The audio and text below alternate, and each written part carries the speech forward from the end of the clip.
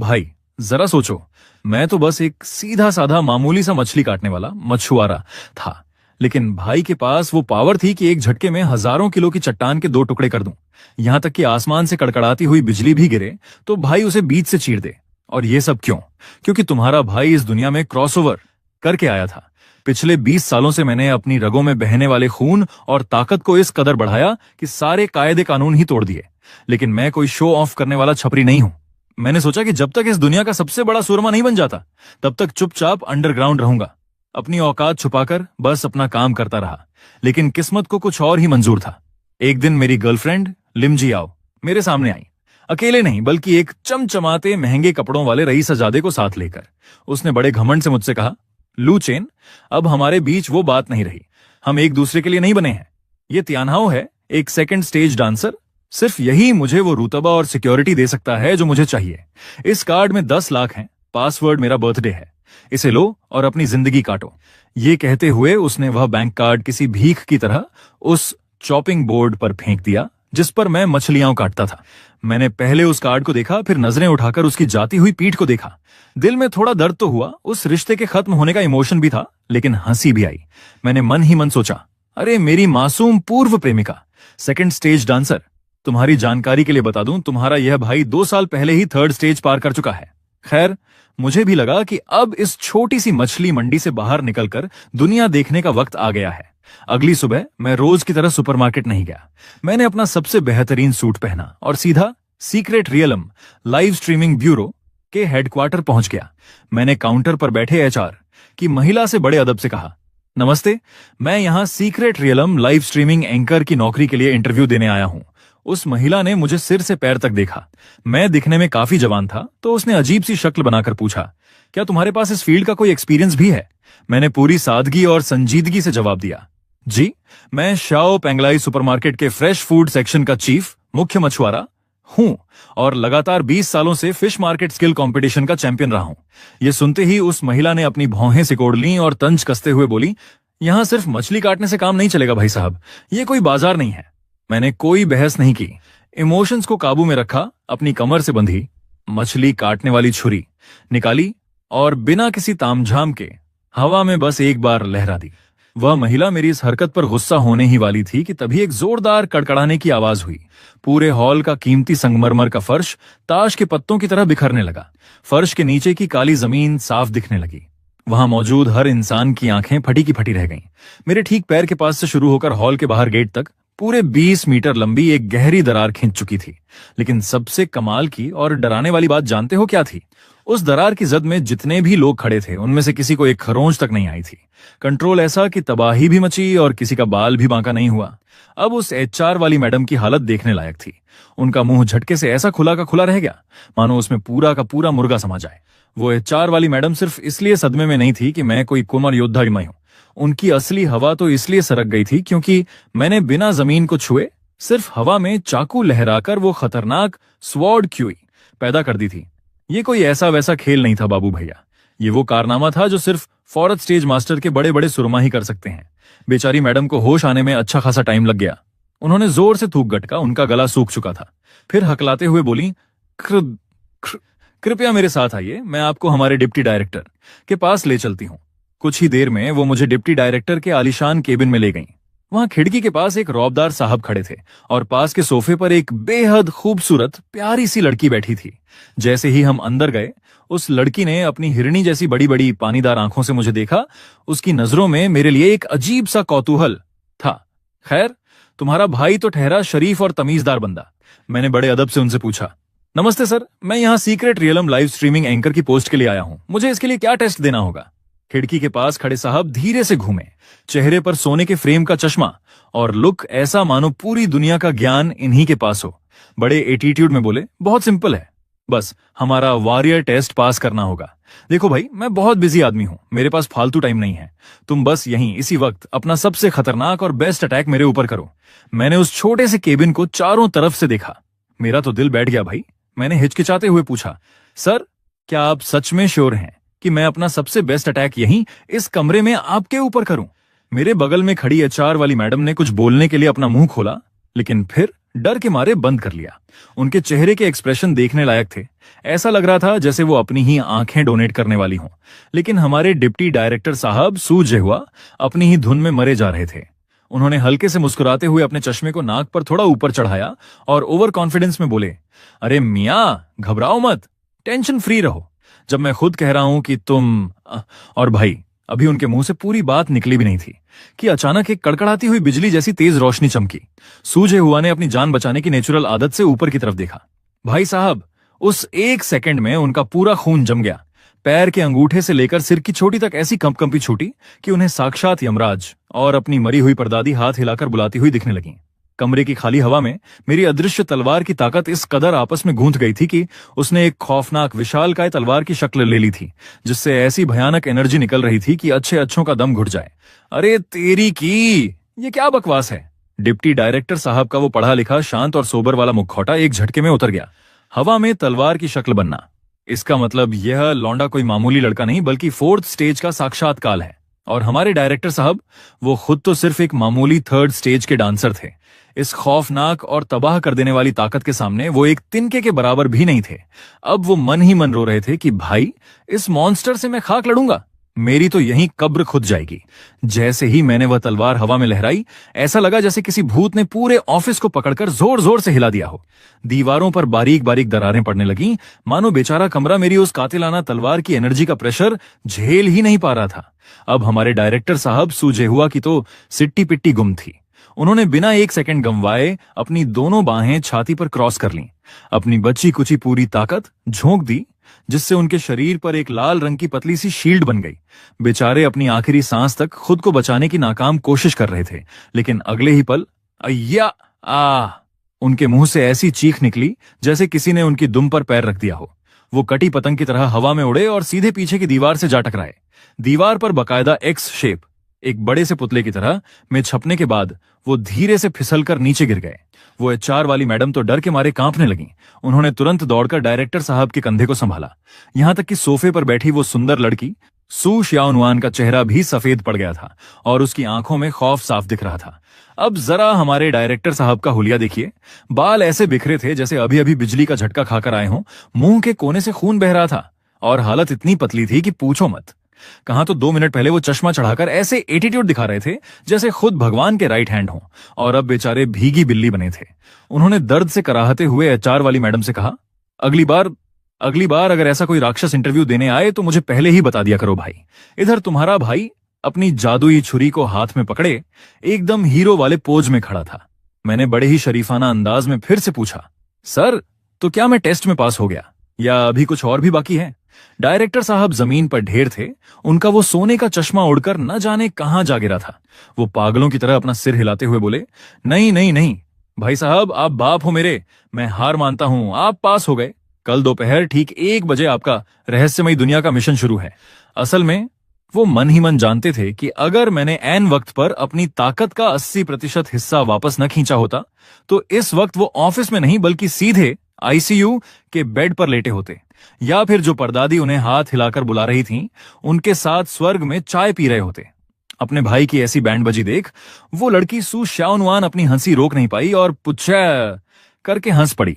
लेकिन फिर जब उसने मेरी तरफ देखा, वो मेरा छुरी पकड़े हुए एकदम कड़क और डैशिंग लुक, तो भाई लड़की का दिल जोरों से धड़कने लगा।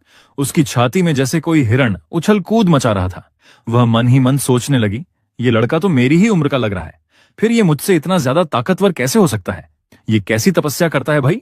कहीं यह उन छुपे हुए पुराने जमाने के अमीर मार्शल आर्ट्स घरानों अबार का वारिस तो नहीं? उधर जमीन पर बैठे सूझे हुआ भी दर्द के मारे कराहते हुए दिमाग के घोड़े दौड़ा रहे थे। पूरे शहर में जितने भी 4th स्टेज मास्टर्स रजिस्टर्ड थे, उनकी संख्या 10 से भी कम थी, और उनमें से सबसे जवान बंदा भी कम से कम 40 साल का खूसट था। इस लड़के की उम्र देखकर उन्हें भी यही लगा कि यह पक्का किसी बड़े घराने का चिराग है। लेकिन फिर डायरेक्टर साहब के चेहरे पर एक लालची वाली मुस्कान आ गई। उन्होंने सोचा, चलो जो भी हो, भगवान ने मेरी सुन ली। अगर ये मॉन्स्टर मेरे साथ है तो अब मैं अपने पापा की तारीफ और उनका आशीर्वाद आसानी से पा सकूंगा। अगले दिन दोपहर के ठीक 1 बजे हमारे शहर के ईस्टर्न आउटस्कर्ट्स गोन का नजारा देखने लायक था।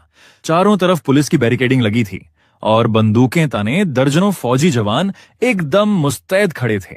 इधर पूरे देश की जनता टीवी और मोबाइल स्क्रीन से चिपक चुकी थी, क्योंकि सरकार की तरफ से ऑर्गेनाइज की गई इस सीक्रेट रियलम की लाइव स्ट्रीमिंग शुरू होने वाली थी। कैमरे के सामने सज धज कर आई खूबसूरत एंकर वांगसीसी अपनी प्यारी सी मुस्कान के साथ बोली, नमस्ते प्यारे दर्शकों, मैं हूं आपकी होस्ट वांगसीसी। पिछले 1 साल से हमारे देश में कई रहस्यमयी जगहें उभर कर आई हैं, जहां गलती से चले जाने के कारण कई मासूम नागरिकों को अपनी जान गंवानी पड़ी, जिससे हर तरफ डर का माहौल है। इसीलिए सरकार ने इस बार देश के सबसे मार्शल आर्टिस्ट को इस खतरनाक मिशन के लिए चुना है। ये पूरा सफर लाइव दिखाया जाएगा, ताकि आप देख सकें कि ये जगहें कितनी खतरनाक हैं और हमारे देश के योद्धा कितने जांबाज हैं। जैसे ही कैमरा घूमा, वहां 9 योद्धा कतार में खड़े दिखाई दिए। कोई लंबा था, कोई नाटा, कुछ लड़के थे तो कुछ लड़कियां, यहां तक कि एक सफेद बालों वाले बुजुर्ग भी थे, जिनकी आंखों में गजब की तेजी थी।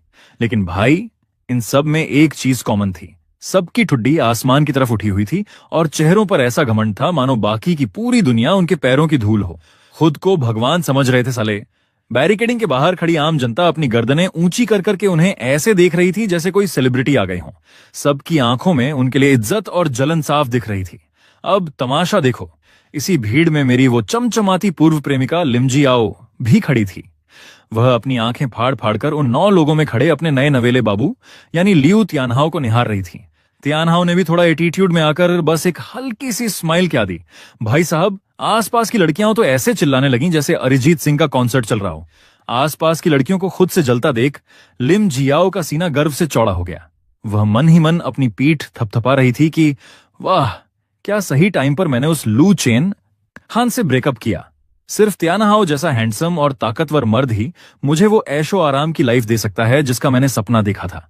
और वो लू चेन साला जिंदगी भर सुपरमार्केट में मछलियां ही तो काटता रहेगा। वो चाहे अपनी पूरी जवानी उस मछली मंडी में घिस दे, फिर भी कभी तियानहाओ जैसी इज्जत, शोहरत और औकात नहीं पा सकता। उसका तो कोई फ्यूचर ही नहीं है। तभी कैमरे पर लेडी एंकर ने एक एक करके सभी 9 योद्धाओं का इंट्रोडक्शन पूरा किया। लेकिन फिर उसने अपनी स्क्रिप्ट देखी, उसकी भौहें सिकुड़ गईं और वो थोड़ी कंफ्यूज होकर बोली, अरे लिस्ट में तो पूरे 10 योद्धाओं के नाम लिखे हैं, तो फिर ये एक बंदा कहां गायब है। तभी बैरिकेडिंग के बाहर से एक जानी पहचानी आवाज गूंजी। भीड़ को चीरते हुए, हाथ में अपनी वही मछली काटने वाली छुरी लटकाए, तुम्हारा भाई बड़े आराम से टहलता हुआ उधर ही आ रहा था। मैंने हाथ हिलाते हुए बड़े कूल अंदाज में कहा, अरे मैडम सॉरी यार, थोड़ा लेट हो गया। जैसे ही मैंने एंट्री मारी, वहां खड़े लियू तियानहाओ ने अनमने मन से भीड़ में खड़ी लिमजियाओ की तरफ देखा। लेकिन उसकी खुद की शक्ल ऐसी थी जैसे उसने कोई भूत देख लिया हो। उसे भी कुछ समझ नहीं आ रहा था कि आखिर चल क्या रहा है। इधर कैमरे के सामने खड़ी होस्ट वांगसीसी के चेहरे पर एक सस्पेंस वाली मुस्कान आ गई। वह पूरे देश की जनता को एड्रेस करते हुए चहकी, तो दर्शकों, हमारे आखिरी और 10वें योद्धा भी आ चुके हैं। इनका नाम है लू चेन, यानी आपका भाई। ऑफिशियल डिपार्टमेंट की तरफ से यह कंफर्म किया गया है कि लू चेन इस पूरे मिशन के सबसे मिस्टीरियस, सबसे छुपे रुस्तम और सबसे ताकतवर योद्धा हैं। ये सुनते ही बैरिकेडिंग के पीछे खड़ी लिमजियाओ की आंखें इतनी बड़ी हो गईं कि मानो बाहर निकलकर गिर जाएंगी। उसका पूरा दिमाग हिल गया। भाई, अभी कल ही तो उसने मुझसे ब्रेकअप किया था और अभी 2 मिनट पहले वो अपने नए बाबू के इस मिशन में होने पर ऐसे इतरा रही थी जैसे उसने कोई किला फतेह कर लिया हो। लेकिन यहां तो पूरा पासा ही पलट गया। मेरा नाम इस टीम में देखकर उसके पैरों के नीचे से जमीन खिसक गई। और सबसे बड़ा झटका तो उसे तब लगा जब एंकर ने मुझे सबसे पावरफुल और मिस्टीरियस योद्धा बता दिया, वो भी सीधे सरकार की मुहर के साथ। वह पागलों की तरह मन ही मन बड़बड़ाने लगी, ये कैसे हो सकता है? ये तो नामुमकिन है। साला, ये तो एक मामूली मछली काटने वाला था ना, दिन भर चाकू लेकर मछलियों के पेट चीरता था। ये अचानक इतना बड़ा सुरमा कैसे बन गया? उसने अविश्वास से मेरी तरफ देखा और फिर उसकी नजर बगल में खड़े सीक्रेट रियलम ब्यूरो के डिप्टी डायरेक्टर सू जेहुआ पर पड़ी। वो बड़े साहब जो पूरे शहर को अपनी उंगली पर नचाते हैं, वो मेरे सामने ऐसे हाथ जोड़कर भीगी बिल्ली बने खड़े थे जैसे मैं उनका सीनियर बॉस हूं। ये देखकर तो लिमजियाओ का बचा कुचा दिमाग भी दही हो गया। लेकिन भाई, लड़कियों का ईगो और उनका ओवर कॉन्फिडेंस तो तुम जानते ही हो। अपनी गलती मानने के बजाय उसने तुरंत अपने दिमाग में एक नया ही ताना बाना बुन लिया।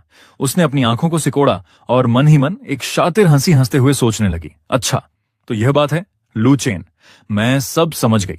तुमने पक्का सरकार के इन अफसरों को बेवकूफ बनाया है, कोई फर्जीवाड़ा किया है ताकि तुम इस शो में आ सको।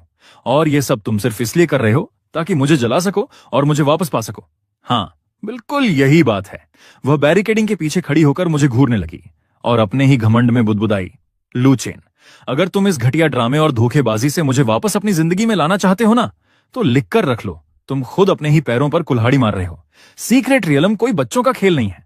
वहां तुम्हारी यह नौटंकी तुम्हें ले डूबेगी। अब उसे क्या पता कि उसका पूर्व प्रेमिका वाला एटीट्यूड बहुत जल्द हवा होने वाला है। तभी अचानक एक क्रू मेंबर भागता हुआ आया। उसने मेरे सीने पर एक छोटा सा कैमरा फिट किया और मुझे उस खौफनाक भंवर की तरफ बढ़ने को कहा। मेरे साथ 9 और एल योद्धा भी थे, जो मेरी इस दीवानगी को चुपचाप देख रहे थे। जैसे ही हम सबने उस भंवर में कदम रखा, हमारी आंखों के सामने का पूरा नजारा ही बदल गया। जब आंखें खुली तो हम एक बेहद घने और डरावने जंगल में खड़े थे। वहां इतने बड़े बड़े पेड़ थे कि सूरज की रोशनी तक जमीन को नहीं छू पा रही थी। अभी हम कुछ ही कदम आगे बढ़े थे कि सामने की झाड़ियों में जोर की हलचल हुई और भाई साहब, सामने से करीब 3 मीटर ऊंची एक खौफनाक और विशालकाय मशीन जैसी बख्तरबंद छिपकली बाहर निकली। उसकी पूरी बॉडी पर लोहे जैसी मजबूत ढाल थी और नाक पर लगा सींग इतना नुकीला था कि किसी को भी आर पार कर दे। उसे देखते ही मेरे साथ आए एक डांसर का चेहरा सफेद पड़ गया। उसके माथे से पसीने की बूंदें टपकने लगीं और वो हकलाते हुए चिल्लाया, धत्त तेरे की, ये तो 3rd लेवल का बीस्ट है। साला पैर रखते ही मुसीबत आ गई। सब मिलकर एक साथ हमला करो। लेकिन भाई, अगले ही पल जो हुआ ना, उसने सबकी बोलती बंद कर दी। मैंने बिना सोचे समझे सीधे उस राक्षस की तरफ दौड़ लगा दी। हवा में एक चमचमाती हुई ठंडी रोशनी कौंधी। शू, वो लोहे जैसी छिपकली अपनी रफ्तार में 2-4 कदम और आगे बढ़ी और फिर धड़ाम से जमीन पर गिर गई। उसका सिर धड़ से अलग हो चुका था और गर्दन का कट इतना साफ था मानो किसी ने उसे दुनिया के सबसे महंगे और धारदार लेजर कटर से काटा हो। उस सीक्रेट जोन के अंदर बाहर और लाइव स्ट्रीम के कमेंट सेक्शन में एक पल के लिए ऐसा सन्नाटा छा गया जैसे सबका इंटरनेट ही उड़ गया हो। फिर जो कमेंट्स की बाढ़ आई, लोग पागल हो गए।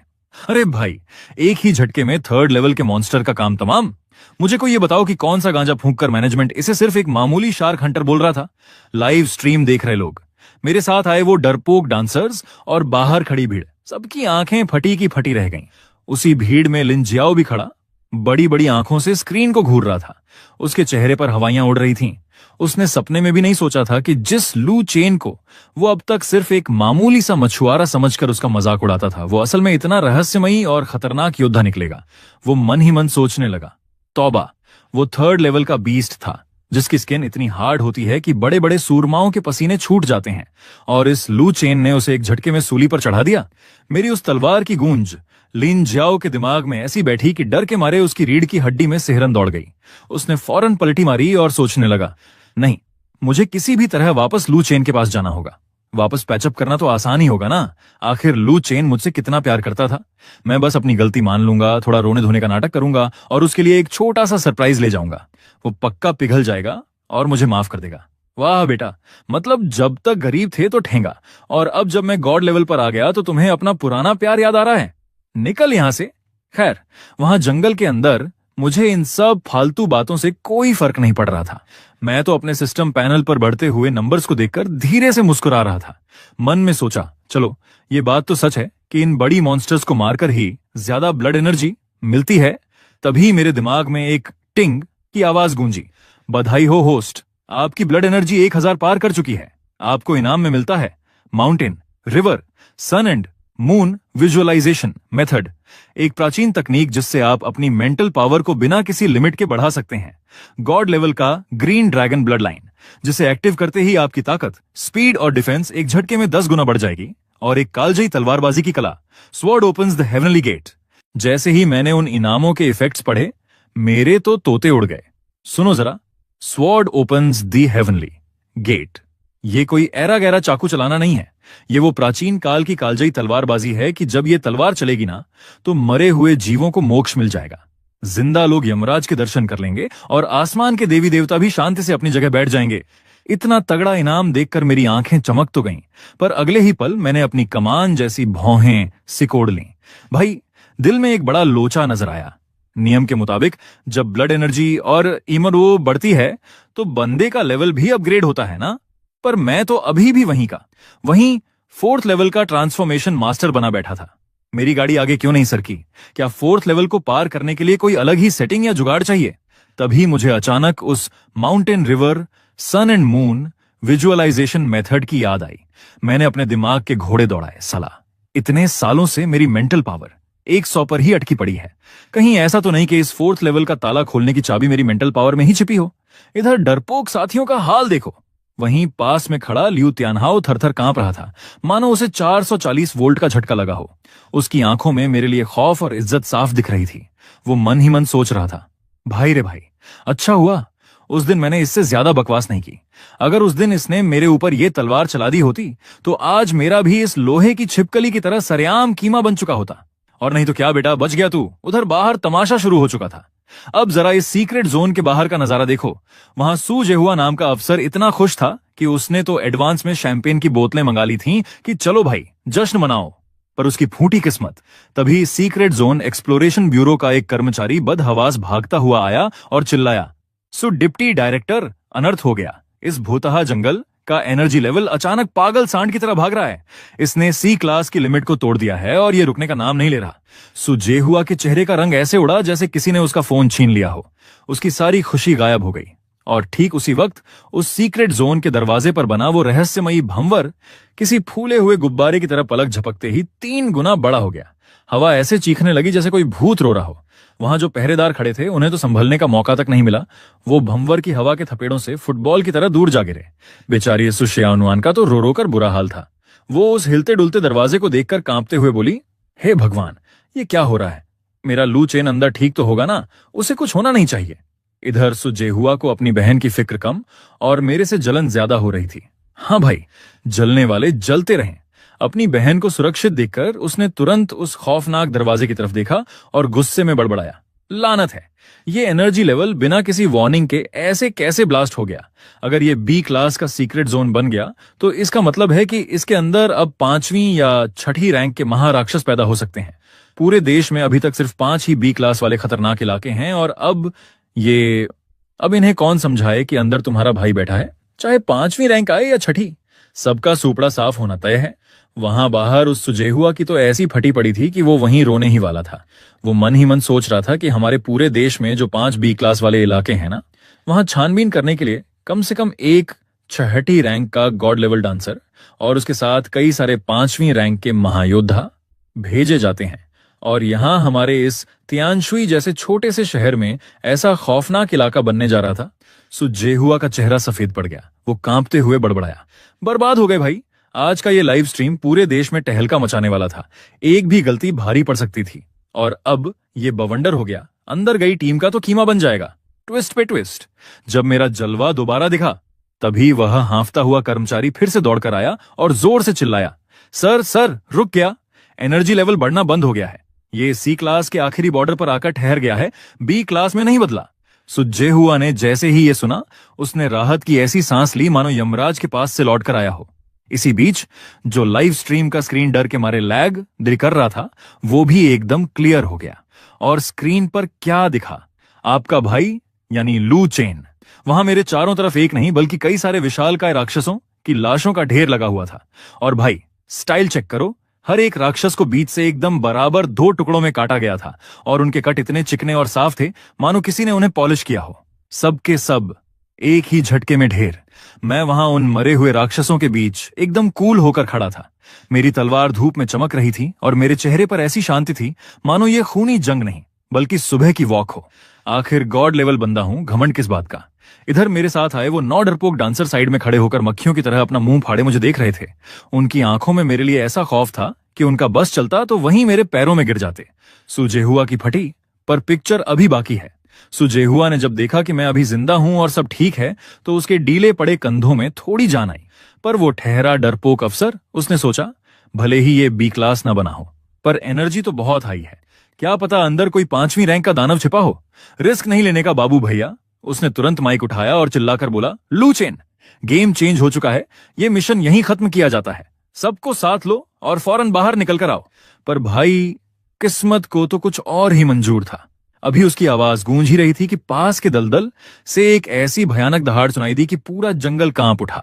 वो कीचड़ और पानी ऐसे उबलने लगा जैसे नीचे किसी ने आग लगा दी हो। और तभी दलदल को चीरते हुए 20 मीटर लंबा एक जिंदा पहाड़ बाहर निकला। बाहर बैठे सुजेहुआ की आंखें फटी की फटी रह गईं। उसके चेहरे पर मौत का खौफ साफ दिख रहा था। वो बिना सोचे समझे माइक पर पागलों की तरह गला फाड़कर चीखा, लू चेन भागो, जल्दी भागो। वो 5वीं रैंक का महाराक्षस है, वन आइड जाइंट क्रोकोडाइल। बाकी डांसर्स की तो पैंट गीली हो गई। जैसे ही ये आवाज अंदर बाकी डांसर्स के कानों में पड़ी, सबके तोते उड़ गए। कोई रोने लगा। अरे भाई, ये क्या बदकिस्मती है, हम तो सिर्फ 3 री रैंक के पिद्दी डांसर हैं। किसी के पैर ऐसे कांपे कि वो वहीं कीचड़ में ढह गया। 5वीं रैंक का राक्षस, इसके सामने तो हम चींटी बराबर भी नहीं है। ये तो हमें दांत कुरेदने के लिए भी इस्तेमाल न करे। पर भाई, अब भागने का टाइम कहां था। उस 5वीं रैंक के दैत्य मगरमच्छ ने अपने पिछले पैरों पर पूरा जोर लगाया और एक तोप के गोले की तरह हवा में उछल गया। वो 20 मीटर लंबा भारी भरकम मगरमच्छ आसमान में किसी उड़ते हुए पहाड़ की तरह नजर आ रहा था, जो सीधे हमारी तरफ ही गिर रहा था। अब इन सबको कौन समझाए कि ये मगरमच्छा खुद मेरे हेवनली गेट वाले शॉट का शिकार बनने आ रहा है। आने दो साले को, इसका भी शिकार करेंगे। अब सीन देखो कैसा भयानक हो चुका था। वो 20 मीटर लंबा मगरमच्छ हजारों टन की ताकत लेकर आसमान से सीधे हमारी तरफ ऐसे गिरा जैसे कोई उल्कापिंड आ रहा हो। उसने हमारा पीछे हटने का रास्ता भी ब्लॉक कर दिया था। अब यहां लियू त्यानहाओ का हाल सुनो। साले के होंठ ऐसे कांप रहे थे जैसे उसे मिर्गी का दौरा पड़ा हो। चेहरा कागज जैसा सफेद हो चुका था। वो मन ही मन रो रहा था। अरे दादा, मैं तो यहां सिर्फ अपनी प्रोफाइल चमकाने और थोड़ा सा टॉर्च लेने आया था कि चलो एक सीक्रेट जोन घूम कर आते हैं। यहां तो साला सीधे टिकट ही कटने वाली है। उधर बाहर डायरेक्टर सुजेहुआ की छाती ऊपर नीचे हो रही थी। वो बुरी तरह हाँफ रहा था और पागलों की तरह एक ही रट लगाए बैठा था। गए, सब के सब मारे गए। इस सिचुएशन से अब हमें कोई नहीं बचा सकता। जब तक आसमान से कोई 6ठी रैंक का गॉड लेवल योद्धा खुद उतरकर न आ जाए, तब तक कुछ नहीं हो सकता। पर हमारे इस छोटे से त्यांशुई शहर में हम ऐसा भगवान जैसा बंदा लाएंगे कहां से। अब एंट्री हुई गॉड लेवल मेरे असली रूप की। जब सब लोग अपनी आखिरी दुआएं मांग रहे थे, तभी अचानक बूम, मेरे पूरे शरीर से एक जादुई हरी रोशनी निकली और मेरे पीछे एक विशालकाय ग्रीन ड्रैगन का साया हवा में तैरने लगा। कैमरे के लाइव फुटेज में साफ दिखा कि मेरी गर्दन पर धीरे धीरे हरे रंग के ड्रैगन वाले स्केल्स, तराजू जैसे निशान उभरने लगे हैं और मेरी आंखों का रंग बदलकर एकदम चमकीला सोने जैसा हो गया। हाँ भाई, वही गॉड लेवल एक्टिवेट हो चुका था। तभी मेरी तलवार से एक तीखी आवाज गूंजी, वुंश। मैंने तलवार उठाई और मन में कहा, sword opens the heavenly gate. अगले ही पल उस सीक्रेट जोन का आसमान ऐसा लगा मानो किसी अदृश्य महाशक्ति ने उस पर काला पर्दा डाल दिया हो। चारों तरफ दिन में ही अंधेरा छा गया और हवा में तैरती हुई लाखों तलवारों के साए दिखने लगे। हर एक तलवार पर प्राचीन काल के जादुई मंत्र चमक रहे थे, जो इतने रहस्यमयी थे मानो खुद ब्रह्मांड के नियम हो। वहां मौजूद लोग मुझे इस रूप में देखकर ऐसे हक्के बक्के रह गए मानो उन्होंने किसी साक्षात तलवारों के देवता को देख लिया हो। वो कभी मुझे देखते तो कभी आसमान में तैरती लाखों तलवारों को। सबकी बोलती बंद थी, यहां तक कि वो खूंखार एक आंख वाला दानव मगरमच्छ भी हवा में ही ठिठक गया। जानवरों के अंदर जो खतरे को भांपने का छठा सेंस होता है ना, उसने उसे चिल्लाकर कहा, भाग साले भाग, यहां तेरी मौत खड़ी है। पर भाई, मेरे गॉड लेवल के प्रेशर ने उसे जमीन पर ऐसा जकड़ रखा था कि उसके चारों पैर जाम हो गए। वो 1 इंच भी हिल नहीं पा रहा था। और फिर खेल खत्म, पैसा हजम। मैंने हल्के से अपनी सांस रोकी और बड़े प्यार से अपनी तलवार को उस मगरमच्छ की तरफ नीचे की ओर लहरा दिया। कड़क आसमान में बना वो प्राचीन कांस्य का हेवनली गेट भर भराकर टूट गया और उसके अंदर से एक विशाल हरी ड्रैगन जैसी तलवार की धार चीखती हुई बाहर निकली। मगरमच्छ को समझ आ गया था कि उसका आखिरी वक्त आ गया है। उसने अपनी आखिरी कोशिश करते हुए अपने मुंह से एक काली जहरीली गैस निकाली और उसकी एक मजबूत ढाल बना ली। पर भाई, मेरी इस गॉड लेवल की तलवार के सामने वो जहरीली ढाल ऐसी थी जैसे पानी का बुलबुला। तलवार की उस रोशनी ने एक ही झटके में उस ढाल को उड़ाया और मगरमच्छ के सिर से लेकर उसकी पूंछ तक बीचों बीच से उसे 2 हिस्सों में चीर दिया। सिर्फ मगरमच्छ ही नहीं, उसके नीचे की जमीन भी 2 टुकड़ों में बट गई और वहां एक इतनी गहरी खाई बन गई जिसका कोई अंत ही नहीं दिख रहा था। इस धमाके की गूंज इतनी खतरनाक थी कि लाइव स्ट्रीम देख रहे करोड़ों लोगों के हेडफोन और स्क्रीन में कर्र कर्र की आवाज आने लगी, मानो सच में आसमान फट गया हो। लोग स्क्रीन के सामने बुद्ध बनकर बैठे थे। उनके सिर के बाल खड़े हो चुके थे और रोंगटे खड़े हो गए थे। अब बोलो बेटा सुजेहुआ, लाऊं किसी 6ठी रैंक के राजा को या तुम्हारा भाई अकेला ही काफी है? उस धमाके के बाद तो ऐसा लगा जैसे लाइव स्ट्रीम देख रहे करोड़ों लोगों के दिमाग का फ्यूज ही उड़ गया हो। सबकी बॉडी में एक ऐसी सिहरन दौड़ गई कि पैर की उंगली से लेकर सिर के बाल तक सुन्न पड़ गए। जो जनता थोड़ी देर पहले तक कमेंट्स की बौछार कर रही थी, वो अब कीबोर्ड चलाना ही भूल गई। पूरा चैट बॉक्स एकदम खाली, सन्नाटा। लोग बस फटी आंखों से स्क्रीन को घूरे जा रहे थे, मानो उन्होंने साक्षात यमराज को लाइव देख लिया हो। इधर उस पलटू लिन जियाओ का ड्रामा तो देखो। भीड़ के बीच खड़ा वो लिन जियाओ, भाई साहब, उसके चेहरे पर जो पछतावे के भाव थे ना, उन्हें देखकर लग रहा था कि वो वहीं रो पड़ेगा। उसने अपनी मुट्ठियां इतनी जोर से भींच रखी थीं कि उसके नाखून उसकी हथेलियों में धंस गए और खून निकलने को हो गया। वो मन ही मन चीख रहा था, धत्त तेरे की, ये तो 5वीं रैंक का महादैत्य था। इसे भी इस लू चेन ने ऐसे काट दिया जैसे कोई खीरा काट रहा हो। उसने डर और लालच के मारे अपने होंठों को दांतों से दबा लिया। पर भाई, अब उसकी आंखों में एक अजीब सी कट्टर दीवानगी आ चुकी थी। उसने एक बहुत बड़ा फैसला ले लिया था। अब चाहे जो हो जाए, चाहे मुझे पैरों में गिरना पड़े या कोई भी कीमत चुकानी पड़े, मैं इस लू चेन की जिंदगी में वापस जाकर ही रहूंगा। अरे भाई, कोई इस चूहे को समझाओ कि शेर अब आसमान में उड़ रहा है। तुम्हारी औकात अब उसके पैरों की धूल बराबर भी नहीं है। और उधर बड़े साहब का दिमाग घूम गया। इधर बाहर खड़ा वो वीआईपी अफसर सुझे हुआ। भाई, उसकी तो सिट्टी पिट्टी ऐसी गुम हुई कि वो पागलों की तरह अपनी आंखें मलू जा रहा था, जैसे उसे लग रहा हो कि उसने शैंपेन की जगह कच्ची शराब पी ली है और उसे कोई मतिभ्रम हो गया है। वो अपनी आंखें साफ करते हुए बड़बड़ाया, ये मैं क्या देख रहा हूं? ये लुचेन साला असल में किस बला का नाम है? इसकी असली औकात क्या है? कहीं ये सचमुच कोई 6ठी रैंक का गॉड लेवल योद्धा तो नहीं है? अब सुनो, ये सुजे हुआ कोई ऐरा गैरा नत्थू खैरा नहीं है। ये येनचिंग शहर के सबसे बड़े और रईस सु खानदान का बड़ा बेटा है। इसने अपनी जिंदगी में बड़े से बड़े सूरमा, दिग्गज और बाहुबली देखे हैं, पर भाई, लू चेन जैसी कम उम्र में इतना खौफनाक और गॉड लेवल का बंदा उसने अपने पूरे खानदान के इतिहास में नहीं देखा था। यहां तक कि जो सदियों पुराने प्राचीन मार्शल आर्ट्स परिवारों के वारिस होते हैं ना, जो बचपन से जड़ी बूटियां खाकर बड़े होते हैं, वो भी लू चेन के इस जलवे के सामने किसी कॉलोनी के बच्चे जैसे लग रहे थे। चलो सुबाबू, अब आंखें मलो या सिर पटको। तुम्हें समझ आ ही गया होगा कि जिसे तुम मामूली शार्क हंटर समझ रहे थे, वो तो पूरी दुनिया का शिकार करने निकला है। पहली बार में ही 5वीं क्लास के इस खतरनाक मॉन्स्टर का काम तमाम करने पर बहुत बहुत बधाई भाई। इनाम में मिला है अनलिमिटेड रीजनरेशन, पान का किलर टैलेंट। मतलब साफ है, जब तक शरीर में खून की एक भी बूंद यानी की और ब्लड बाकी है, तुम पलक झपकते ही अपने जख्म तो क्या, कटे हुए हाथ पैर तक वापस ला सकते हो। और सोने पर सुहागा देखो, पैसिव इफेक्ट ये मिला है कि अब दुनिया का कोई भी जहर तुम्हारा बाल भी बांका नहीं कर सकता। जैसे ही सिस्टम की ये आवाज मेरे कानों में गूंजी, मेरी वो हमेशा शांत रहने वाली आंखें भी थोड़ी सी चमक उठी। मैंने मन ही मन सोचा, भाई साहब, ये अनलिमिटेड रीजनरेशन तो थ्योरी के हिसाब से अमर होने जैसा है। अगर मैंने इसका सही इस्तेमाल सीख लिया ना, तो ये सीधे गॉड लेवल की पावर है। इधर मेरी आंखों में चमक आई और उधर मेरे लाइव स्ट्रीम का कमेंट सेक्शन तो पागल ही हो गया। भाई, कसम से जनता ऐसे कमेंट्स बरसा रही थी कि इंसानी आंखें भी पढ़ ना पाएं। स्क्रीन पर शब्दों का ऐसा सैलाब आया कि पुराना सब बह गया। लाइव रूम की पॉपुलैरिटी और व्यूज इस कदर रॉकेट की स्पीड से भागे कि पूछो मत। सो डिप्टी डायरेक्टर, लाइव देखने वालों की तादाद इतनी ज्यादा हो गई है कि आंकड़ा 3 पेज पार कर चुका है। हमारा सर्वर बस अभी ब्लास्ट होने ही वाला है, संभालो। तकनीशियनों की इस चीख पुकार ने वहां बुत बनकर खड़े डिप्टी डायरेक्टर सू जेहुआ को होश में ला दिया। उन्होंने अपने फेफड़ों का पूरा जोर लगाकर चिल्लाया, अरे ओए, जल्दी करो, जल्दी, तुरंत नए सर्वर्स का अप्रूवल लो और उन्हें जोड़ो। कुछ भी हो जाए, ये लाइव स्ट्रीम रुकनी नहीं चाहिए, समझे? जब बड़े बड़े सूरमाओं ने घुटने टेक दिए, लेकिन अभी तो असली तमाशा शुरू होना बाकी था। अगले ही पल एक और बंदे की आवाज आई, जो इतनी हैरान थी कि सूझे हुआ का दिल सीधे हलक में आ गया। पहला झटका, deputy director. Dragon kingdom martial arts alliance का ऑफिशियल अकाउंट लाइव रूम में घुस चुका है। सुजेहुआ की आंखें फटी की फटी रह गईं। अभी वो इस झटके को हजम भी नहीं कर पाए थे कि बैक टू बैक बम फूटने लगे। दूसरा झटका, सर, मार्शल आर्ट्स अलायंस वाले अंधाधुंध गिफ्ट्स की बरसात कर रहे हैं। 100 रॉकेट्स भेजकर वो सीधे डोनर्स लिस्ट में नंबर 1 बन गए हैं। तीसरा झटका, सर रुकिए, सीक्रेट रेम एक्सप्लोरेशन ब्यूरो के हेडक्वार्टर का ऑफिशियल अकाउंट भी आ गया। चौथा झटका, हेडक्वार्टर वालों ने सीधे 200 रॉकेट्स मार दिए। उन्होंने मार्शल आर्ट्स अलायंस को लात मारकर नंबर 1 की गद्दी छीन ली है। क्लाइमेक्स, सर, अनर्थ हो गया। ये दोनों सबसे बड़े ऑफिशियल अकाउंट्स आपस में ही भिड़ गए हैं। गिफ्ट्स की जंग छिड़ गई है। ये सब सुनकर सुजे हुआ का सिर चकराने लगा। उन्हें लगा कि शायद वो कोई सपना देख रहे हैं। मार्शल आर्ट्स अलायंस और एक्सप्लोरेशन ब्यूरो, ये पूरे देश के 2 सबसे बड़े और रसूखदार नाम हैं। वैसे तो कायदे से इस लाइव स्ट्रीम में गिफ्ट भेजने का ऑप्शन बंद था, क्योंकि नियम इसकी इजाजत नहीं देते। लेकिन भाई, जब भेजने वाले खुद नियम बनाने वाले हों तो कौन रोकेगा? सुजेहुआ ने थूक गटका।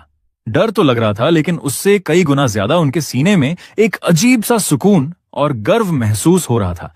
उन्होंने मन ही मन सोचा, मैंने जिंदगी में जितनी घिसाई की, जितने पापड़ बेले, वो इसी दिन के लिए तो थे कि दुनिया मुझे पहचाने। आज आखिरकार मैंने वो कर दिखाया। भैया, जल्दी अपना फोन देखो, पूरा इंटरनेट हैंग हो गया है। सारे सोशल मीडिया ब्लास्ट कर चुके हैं। उनकी छोटी बहन सू शियाओनुआन की कांपती हुई आवाज ने सूझे हुआ को ख्यालों की दुनिया से बाहर निकाला। उन्होंने कांपते हाथों से अपना फोन निकाला और स्क्रीन पर उंगलियां चलाईं। ट्रेंडिंग नंबर 1 जी ग्रेड सीक्रेट रेम में दिखा। 5वीं क्लास का मॉन्स्टर शार्क बो के एक तीर ने किया ढेर।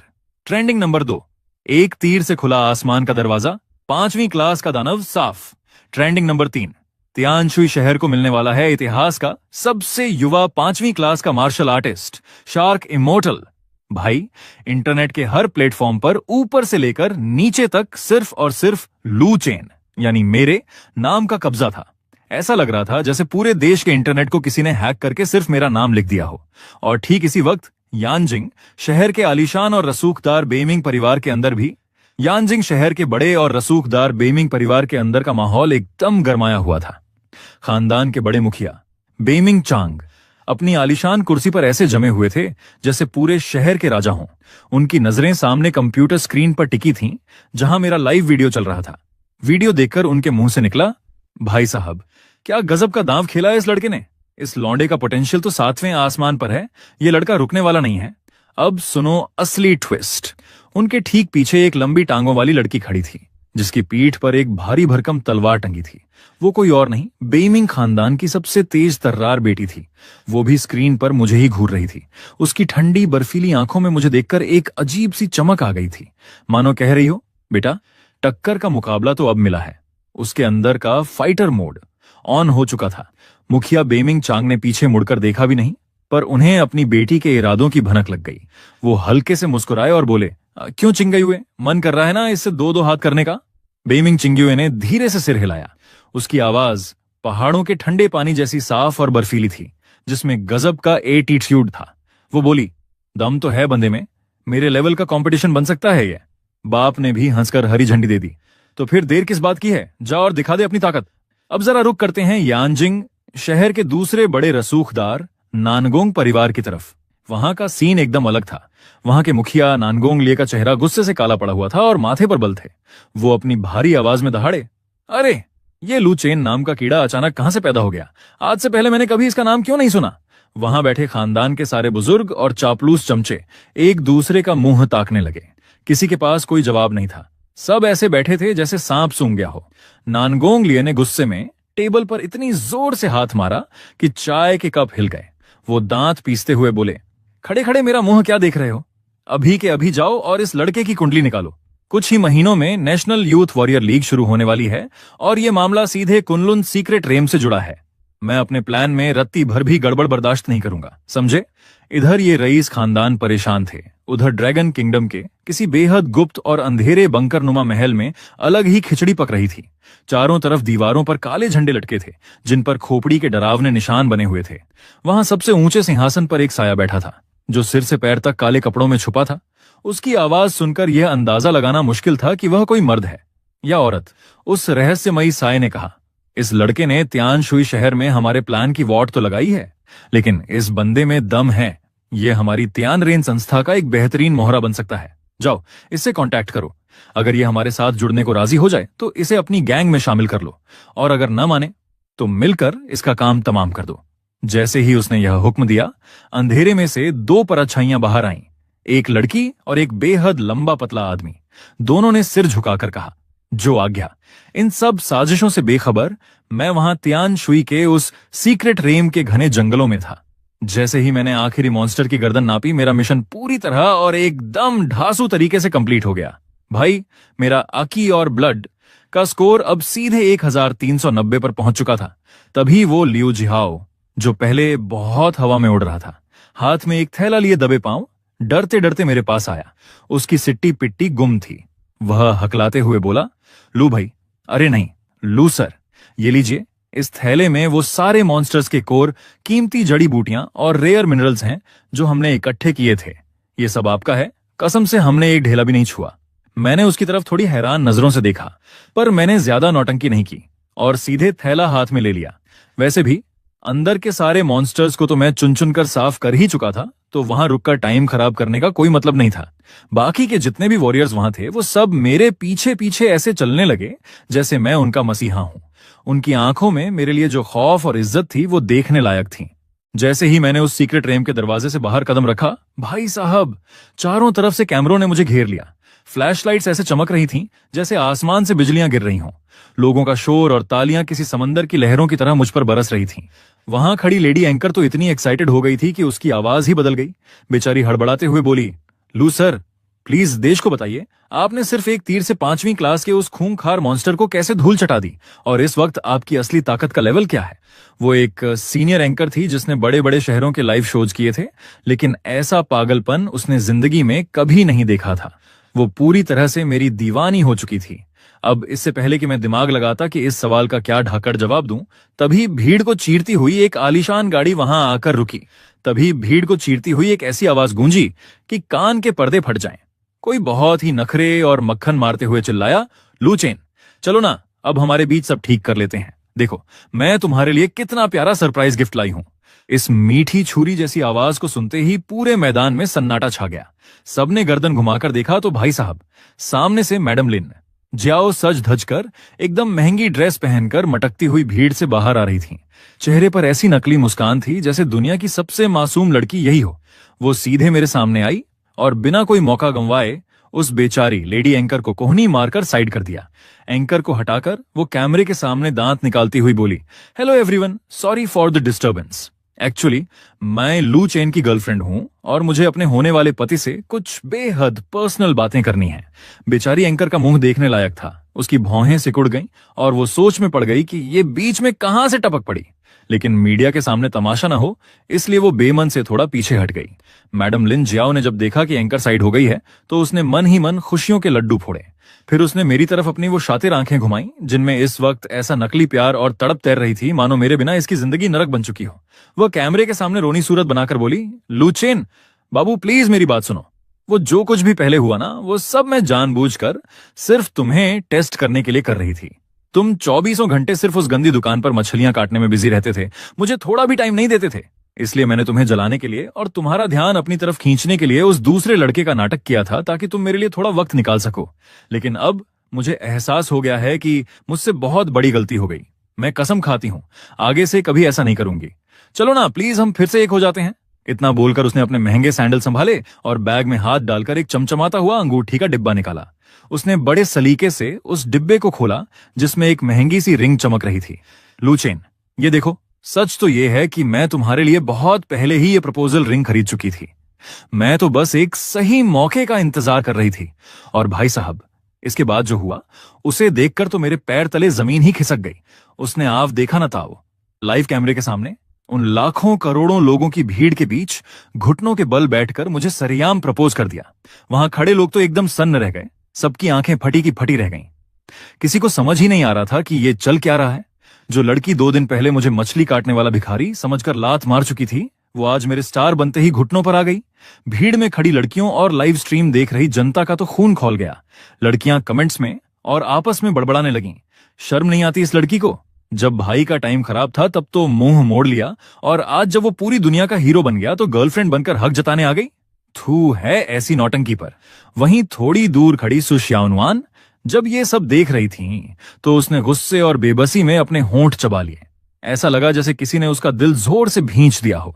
एक अजीब सा खट्टा और बेहद कड़वा एहसास उसे बहुत बुरा लग रहा था। वो खुद आगे बढ़कर मुझे मिशन पूरा करने की बधाई देना चाहती थी, लेकिन उसने कभी सपने में भी नहीं सोचा था कि यह बेशर्म औरत इतनी जल्दीबाजी में सारा मौका ही मार ले जाएगी। सुशियानुआन ने अपना छोटा सा मुंह फुला लिया। उसके मासूम दिल में इस वक्त सिर्फ और सिर्फ जबरदस्त कड़वाहट और मायूसी भरी थी। इधर लिन जियाओ को भी अपने आसपास खड़े लोगों के गुस्से और नफरत भरी निगाहों का एहसास हो रहा था। उसका दिल अंदर से कांप रहा था, लेकिन अब जब वो इस ढोंग में कूद ही चुकी थी तो उसे मजबूरी में इसे अंजाम तक पहुंचाना ही था। उसने अपने मन को तसल्ली दी, अगर मैं उसकी इस नौटंकी को मान लेता हूं, अगर मैं उसके साथ फिर से रिश्ता जोड़ लेता हूं, तो आज उसने अपनी इज्जत का जो तमाशा बनाया है वो सब वसूल हो जाएगा। लिन जियाओ ने अपनी आंखें ऊपर उठाईं और मेरी तरफ देखा। उसकी आंखों में बनावटी बेचारगी और मिन्नतें थीं। वो बेहद नखरे दिखाते हुए और हक जताते हुए बोली, क्या तुम मुझे ऐसे ही घुटनों के बल बैठी रहने दोगे? और उस वक्त जब मैंने अपने सामने घुटने टेके बैठी इस लिन जियाओ को देखा तो मेरे मुंह से अचानक एक ठहाका निकल पड़ा। मैंने हाथ आगे बढ़ाया और उसके हाथ से वो अंगूठी ले ली। लिन जियाओ की आंखों में उसी पल जीत की एक चमक कौंधी। उसकी आंखें तारों की तरह चमक उठीं और चेहरे की मुस्कान और गहरी हो गई। उसे पूरा यकीन हो गया कि मैं उसे माफ कर ही दूंगा। वो मन ही मन फूली नहीं समा रही थी। चलो अच्छा है, अब से मैं एक आलीशान और सम्मानित वॉरियर की पत्नी कहलाऊंगी।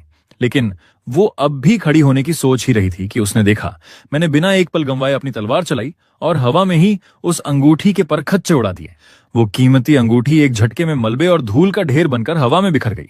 सूरज की रोशनी में चमकते हुए वो बारीक कण ऐसे उड़ रहे थे मानो लिन जियाओ के झूठे हुस्न और उसके घमंड के टुकड़े टुकड़े होकर हवा में तैर रहे हों। मेरे चेहरे पर इस वक्त एक ठहरे हुए समंदर जैसी शांति थी। न कोई गुस्सा, न कोई अफसोस। मैंने अपनी जुबान से एक शब्द तक नहीं निकाला और न ही उस औरत को दोबारा अपनी आंख उठाकर देखा। मैं सीधा उस ढोंगी को वहीं मलबे में छोड़ सीधे सुशाओनुआन की तरफ बढ़ गया। उस तरफ चल दिया। सुसी कुछ न कहना ही। साखे इस वक्त उस औरत के लिए सबसे बड़ी बेइज्जती थी। लिंजाओ का चेहरा उसी पल सफेद पड़ गया। ऐसा लगा मानो उसके शरीर से किसी ने जान ही निकाल ली हो। वो सुन्न पड़ी आधी घुटनों के बल जमीन पर बैठी रही। उसके चेहरे का वो कबाड़ा और शर्मिंदगी लाइव स्ट्रीमिंग के कैमरों में हमेशा हमेशा के लिए कैद हो गई।